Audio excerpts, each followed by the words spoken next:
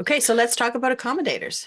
Okay, let's do it. Hit me. What do I need to Well, know? tell me your example. Let's start with your example. Well, first of all, that's one that I think I can be when I like meet new people or whatever. That's me. And I'm like trying to be accommodating, like trying to Okay, not so ruffle maybe feathers. I should say just a brief description, just to give Yeah. context. Sorry, Apology not accepted. accommodator is huge in our family. We just have to say Yeah. this. It is just the go-to at a lot of times. Yeah. So accommodator is somebody that goes, no, no, no, whatever you want. Oh, I'll go anywhere for dinner. Oh, I'll do anything you want. I'm just, no, are you sure this is okay? I would just like to take care of, whatever you want to do, that's good by me. Yeah. And it is absolutely draining to be on the other side of because you never know, you're making the decisions for another person and you never know if they actually want to do what you're doing or if they hate what you're doing or if it gives them, if it makes them happy or it's exhausting to have to Hmm. do all the work and be both sides of the conversation. Yes. Accurate. So my example to that is I think I told you this already, but I'll say it again, is that when my a friend of mine was in town and I was trying to, take him around town and would do what he wanted to do and he kept saying, "Oh, I'm down with whatever. I'm down with whatever." And I'm like, "Okay, well, what do you want?" He's like, "No, it's all good. Like, do you want to go here? Sure." So that and then I actually decided so I think I remember doing it in the moment on purpose. I was like, all right, I'm gonna give this guy a couple drinks and then he's gonna start being truthful. And Yeah. so yeah, we had a couple drinks and then after that he was like, "Hey, can we go to this burrito spot?" And I was like, "Yes, Yeah. yes, of course we can." So yeah. And he a good friend of mine and so yeah, no hard feelings or anything, but also relevant that I think yeah, this happens even with good relationships you have or whatever, right? Like it's not Yeah. like this only happens with new people or, No, all energy of these are, vampires aren't yeah. just from new people you don't know or whatever, right? No, and they're not just from people you do know. They're all everybody has them. I wanted to say though, I was thinking about this and I was thinking you have to use the tools on how do you know this is a vampire in order to get to the bottom of this stuff because one of the things that is big in my family and it's also I think super cool is the rally, right? Where you go, someone says I really want to go to this movie and you say I'm going to rally. I'm going to go to the movie with you. And it's not a movie that I wanted to see, and I may hate it. But what I'm going to do is I'm going to be there for you. And I'm going to go to the movie and I'm going to watch it and I'm going to try my very best to see what you see in it and try and enjoy it and, participate in all that kind of stuff. You rally for the person that you care about. And that is not an energy vampire, Hmm. right? It isn't that literally accommodating other people's requests is being a vampire. It's when you are accommodating to keep yourself safe and separate from what's going on Yeah. And that it it's a like problem. it's like a you'll feel it. You'll know it. You'll know it You feel it. when either during or after or yeah, it'll be maybe it'll take a few times to try to get an answer or something and Yeah, they're still avoiding it. and it wears you out and you feel kind of at odds because you really don't know which direction to take. And yeah, it's just really tiring. Yeah. You feel like you're doing all the work. It happens a lot actually when people visit, Hmm. right? So you can be, if you have people, I mean, BC is a beautiful place and lots of people come to visit, and you can feel when people come in with that energy because you are so exhausted by the time they leave. Hmm. It's like I have to decide what's for dinner every night. I have to decide when we're going to the grocery store. I have to decide if we're going for a walk. I have to decide what we're going to go and see. I have to, like, for sure, there's some, you come and visit a new place. It's like, what have you got for me to see? What is, I'd like to experience this place for sure. But there is still you still have to take responsibility for yourself. You're not special because you've come to visit. You still have to feed Yeah. yourself and say what you like. Yeah, and it's I had a friend in recently a couple weeks ago and he one of the things that he requested to see he was here with his son and his son was like, "I want to see the Golden Gate Bridge." And I was like, "Sweet." Like that's awesome. Sure. I'm glad that I now have that as now I know exactly Yes. where to take you to see that. So it was good. And also I was trying to like I remember him, my friend, making something for his son, like in the kitchen. He was like, "Oh, Right. I'm gonna go make this toast or whatever." And I remember being like, "Oh yes, please do." Like Please. Yeah. You're more than welcome. Like, I don't want you to feel like you have to wait for me to offer you something. Like, no, get Yeah. whatever you want anytime. Like, Yeah. this is your house for the And next few days. So, also when I ask you what would you like to have in the house when you come, what kind of food do you eat? Like mainly for me, it's like what do you have for breakfast? yes. What do you usually eat for breakfast? Because people are very particular in what they eat for breakfast. It's a habit. And Hmm. if you have it, they can help themselves. And because one of my favorite things to do is sit and have coffee with people in the morning. Those are the best conversations before anything's happening. You're just in your jam 100%. jams chatting, right?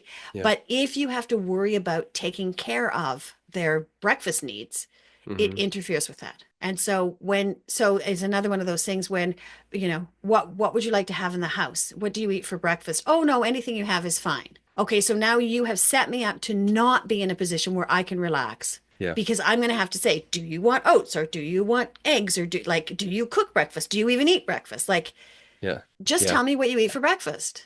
Yeah.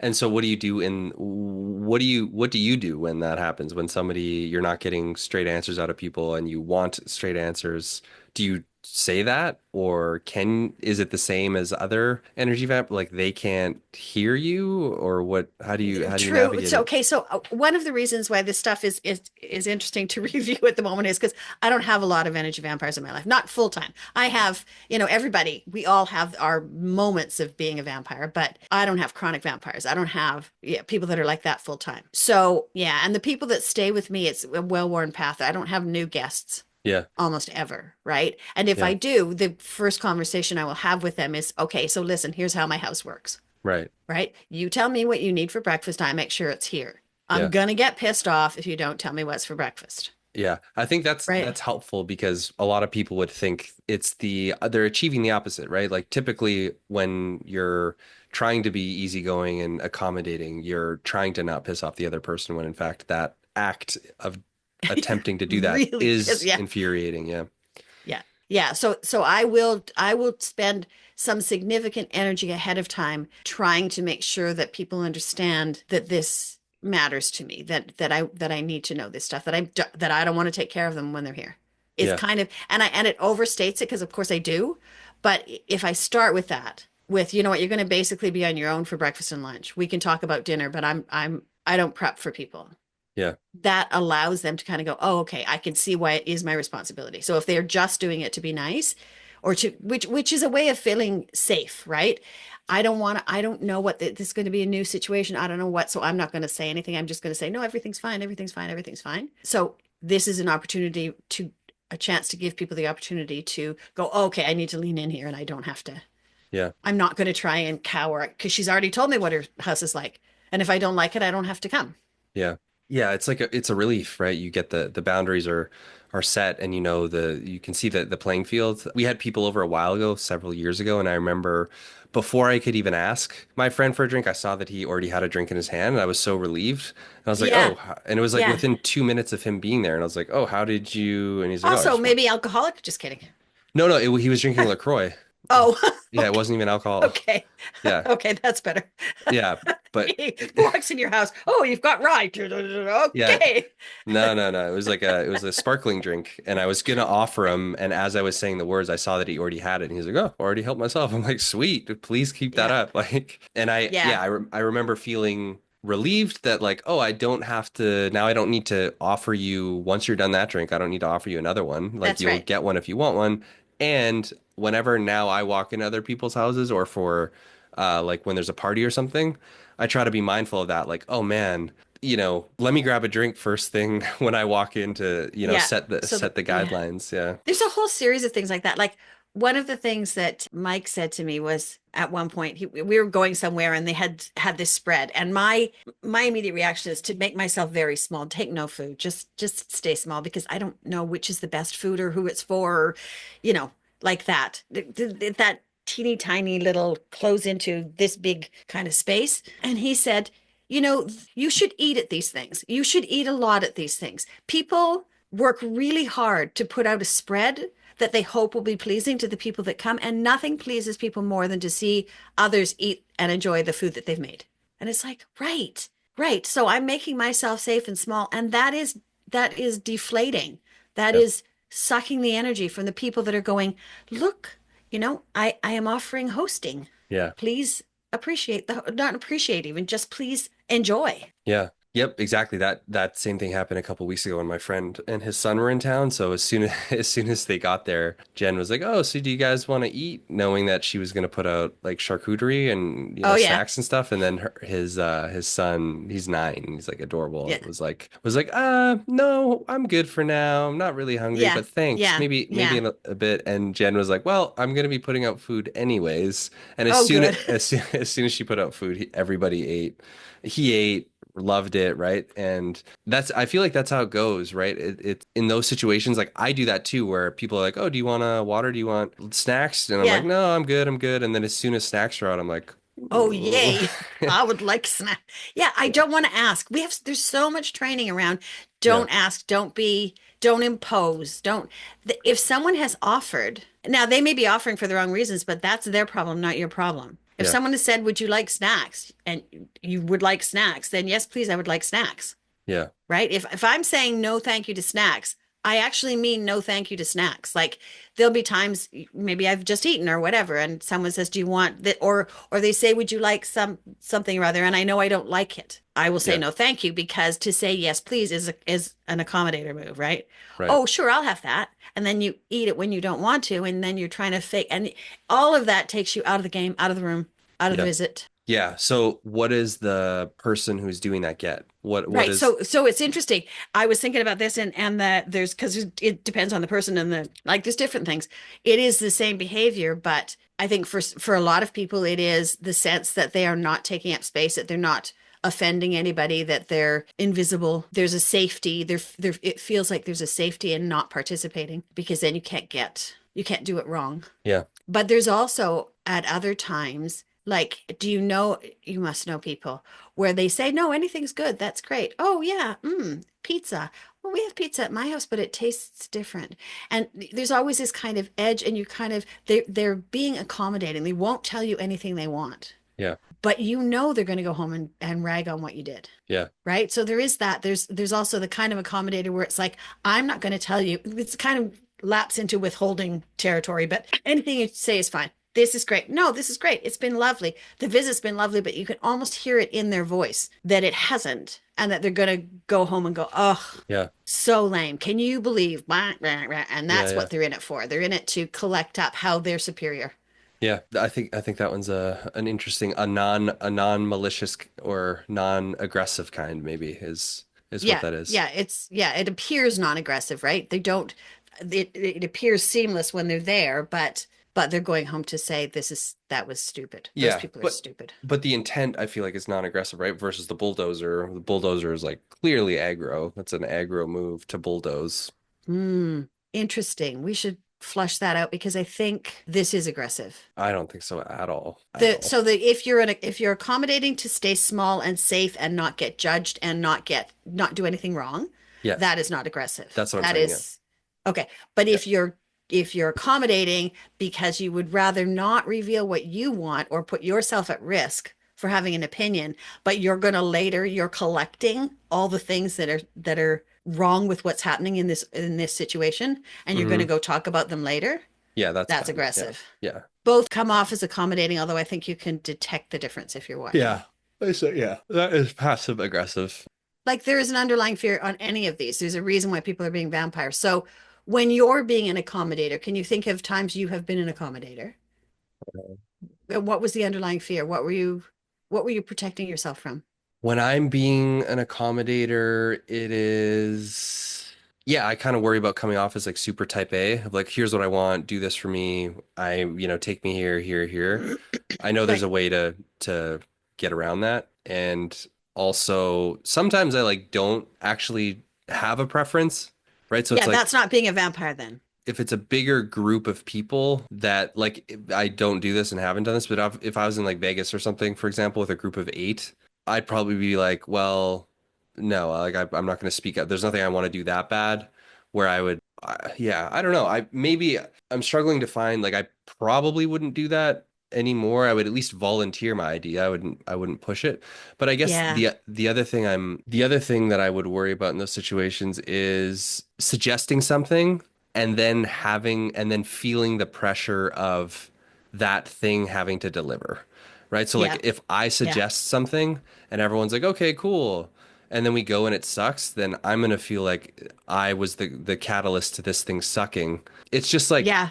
my it's funny. I realized I hate showing people funny shit, like funny Yeah. stand up Yeah. that might go that they might not find funny. Because I feel like I'm putting so much pressure on them to laugh, especially when you like pull out the video and you're like, "Hey, watch this," and it's 2 minutes, and you're just like waiting for them Yeah. to laugh. Yeah. And I'm like, I hate, Yeah. I don't want to be that guy of like, here, you have this emotion, Yeah. like Yeah. No kidding. I laugh just, at this yeah. thing because I'm watching you and I told you it was funny. So if you don't laugh, you're insulting me, I have, yes, and I have been at the receiving end of that. I don't hand out funny videos, but I've been at the receiving end where I can feel the pressure to laugh. I can feel the pressure Right. to react in the way the person wants me to react. And there are lots of times I don't want to offend them. It's typically somebody I don't know well, because the Yes. people that know me well know my sense of humor, or will just say, I don't know if you'll think this is funny, and they will allow me the space. But yeah, that it'll be people I don't know and I don't want to offend, and I would like to build a bond with them. And so yeah. Yeah. Yeah, that which when I do it, that again, and afterwards I feel like shit because that's an energy vampire. That is me trying to stay safe by laughing at something I don't think is funny Mm-hmm. to fit in, to make a bond, but the bond isn't real because they think, well, whatever. They think I think it's funny or whatever. Mm-hmm. That goes into a whole other although that's interesting. That's also accommodators. So one of the big examples of where I am an accommodator is when people say racist things. Mm. Well, what do you do? I mean, Right. I you're see. sitting in Yeah. a crowd of people and someone says something and two people chuckle and I sit there silently all the time. I cannot find, like, you're dealing with a vampire. This person is not going to hear what I have to say. So what I say doesn't matter, except that it feels like an abdication of who I want to be in the world. Right. Absolutely vampire because I don't want to put myself at risk. Yeah. That makes sense. That is it. An That awkward is, one. yeah, and very in my life currently one of, I guess because I haven't solved the riddle, very common. Like this idea that Canadians are not racist is absurd. Oh, interesting. I was, that's what I was thinking in my head. I'm like, especially Oh where no, you're it's at. absurd. Yeah. Humans are racist. Yeah. Wow. Yeah, that is awkward. That's a weird one. Happens a lot with work. Oh, really? Yeah. Yeah. I want to talk about the alternative a little bit because, Yep. like, I hear you when you say the risk of saying, "Hey, let's do this," is that you might end up with that idea having to deliver because everybody else has stayed in their safe corners and accommodated and gone, "Yeah, let's do that," because they don't want to put themselves at risk. Mm-hmm. But imagine a world where the meaning of what would you like to do is please check inside yourself and come up with as many or as few ideas as you have for how you're feeling and what you would like to do. And we're going to put them all in the middle and we're all going to take a look at them and we're going to figure out what we're going to do. Mm-hmm. Like it just the collaboration of that of and it doesn't mean you don't accommodate. It doesn't mean that you don't say, yeah, you don't rally, you don't go, you know what? Okay, I don't really care. I mean, I like Greek food, but you seem real keen on Italian and I don't mind Italian. So yeah, let's do Italian and I'll see if I like it or not. Yeah. I and right, so I'm accommodating. I'm saying I will go and do your thing. I'm not holding you responsible for my liking it. Mm-hmm. But also I don't feel strongly about mine. So let's go do yours. That'll be fun. Right. Right.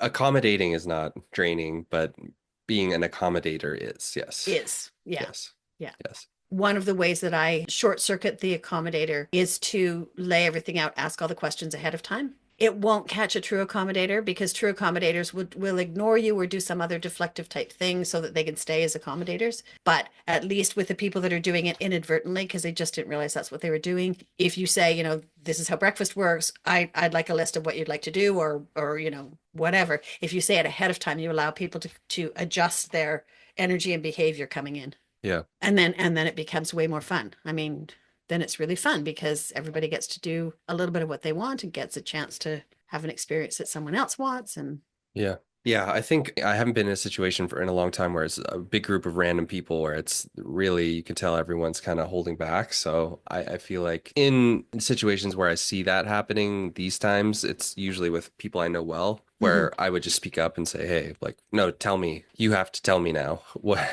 what you want to do or what you don't want to do." So So these are people that you have a relationship with then that you can say that and they can hear you. yes, yes, yes, yes. Right. So it has to, these are not chronic No, accommodators. no, no. I Yeah. can't think of a chronic accommodator. I can't. I worked with a chronic accommodator Oh, really? back in the day, and it was painful.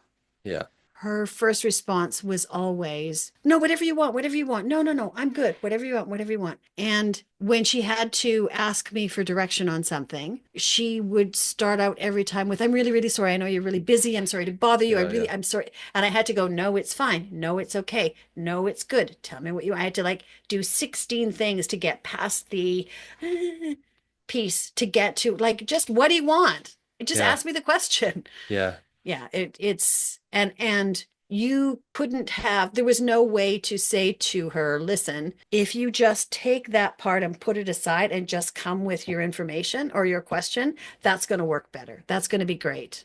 Yeah. Well, because at that point when you're Impossible. doing that, you're forcing the other person, you, to take care of them, right? So that Constantly. that's really draining. And that's something I definitely would do in the workplace too. It's like over apologize. And I got better at it once I realized that, oh yeah, this is actually annoying when people do it to me. So I got to stop doing it to other people. And I could never bring myself to, and I don't necessarily think it's a bad thing, but like if I actually am intruding and interrupting somebody, I typically will say that. I'll say, obviously Yeah. sorry, but the other, and I do this a lot too, where I say like no rush, Yes. Yep. which is also true, but I definitely feel that's like people pleasy sometime, or like it's like I'm trying to If like, you do it that way, if you're doing it to please people, then it is. Like no rush when there is a rush is people pleasing.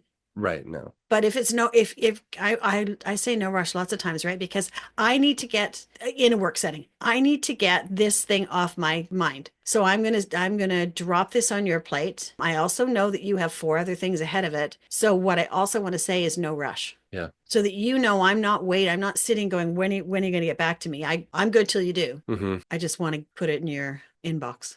yeah. I remember somebody saying one time like, I don't ever apologize for anything. Like you should never say sorry That's unless you really mean it, right? Like unless well, you, sure. well, I just like because Canadians say sorry like excuse me, Oh, right? And then yeah, that's right. It just means excuse me a lot of the time.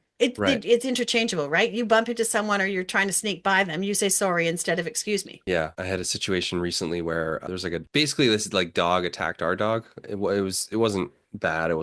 It looks bad. It wasn't bad. It didn't end up being bad, but we exchanged contact information with the guy and I was like as we were departing, I was like, "Oh yeah, you know, thanks and sorry about the whole situation," right? Right. And then that type of thing where it's like they attacked my dog and I said sorry for the situation and people see that and are like, "What are you doing? Like, why are you saying?" And I'm not saying I'm not You're not saying actually sorry. I'm You're not saying sorry. Like, I'm not actually saying like, oh, I'm really I did truly. something wrong Yeah, no, and I'm sorry for that. Yeah. that's not what I'm saying. I'm saying like, Yeah. it sucks that this situation, whatever. Like, I see it as more of like like a socially aware dismount or like, Yeah. whatever. Like, I feel like it's a clean dismount from the interaction. You say dismount, I say clean wake. Leave a clean wake, Yeah. right? Yeah. Yeah, I think the misinterpretation is in the word sorry. Because Yes. to me, if you say that to me, what you're saying is, I see human to human that this situation wasn't great. Right. And it also a little bit says, I forgive you in the weirdest possible way, right?